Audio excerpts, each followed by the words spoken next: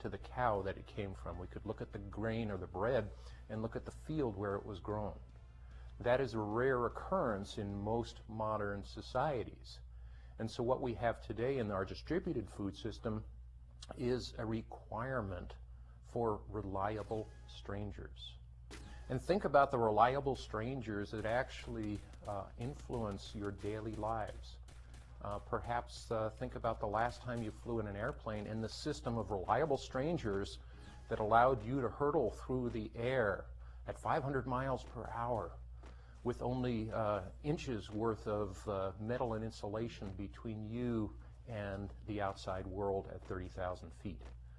When you talk about the pilots, the engineers, the fuel companies, the radar operators on the ground, all of the reliable strangers that allow you to have the capacity for air travel.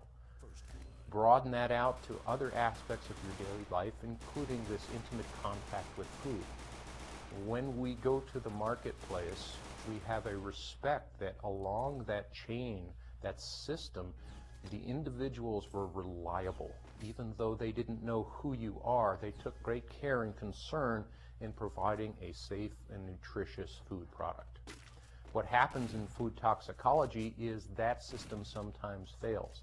It fails because of unreliable strangers, but sometimes because we have limited understanding in terms of the science or some of the engineering principles that are involved in this whole distributed food system. This presents an opportunity in terms of learning from our mistakes, learning from what potential risks are out there, and designing practices to enhance the reliability of this food system. This course is a part of the development of your background to enhance the reliability of the food system and to enhance your understanding of risk and your understanding of food toxicology. We have 3 goals in this course. We want students to actually develop a broad foundation of knowledge on the sources, pathways, receptors, and controls of toxicants that might cross into the human food system. When we talk about the food system, we sometimes will develop it as the human food chain. And so it's not always in the production aspects of food, but it can be in the environmental relationships of food growing and food production. We're going to try to also have students just develop a high level of understanding and the ability to have interpretive capacity for the subject area of food toxicology. Finally, what we want students to do is have a developed critical thinking capacity when it comes to risk and the interpretation and communication of risk in terms of essentially being able to become informed individuals that help our society manage food-associated risk. Each time here in food toxicology, what we'll do is we'll start a formal lecture with a series of learning objectives that enhance your organization of thoughts for this particular presentation. For today, in terms of our learning objectives, what we're going to do is try to introduce this course and some of the course expectations that I, as a professor, have for the students formally enrolled. We'll start off with a definition of toxicology and its subdiscipline, food toxicology.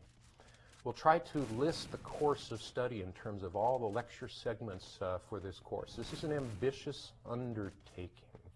I expect that the degree of difficulty for this course will be substantial for most students, whether upper division undergraduate or graduate students. The degree of difficulty is high because of the workload required to maintain good progress and performance.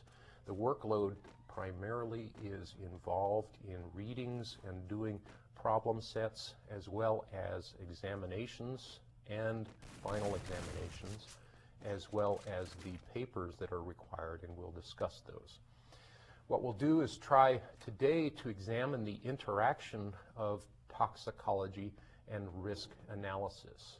One of the ways that we apply the fundamental knowledge of toxicology is in managing our own relationships, our own particular human problems. One of the big problems that we have is the provision of a safe and nutritious food supply. We'll try to use this information. We'll define risk assessment, risk communication, and risk management. This course is about food toxicology, and food toxicology is used in risk assessment, risk communication, and risk management course, but this is not necessarily a risk analysis or risk process course. You can actually develop this skill, and many of the graduates taking courses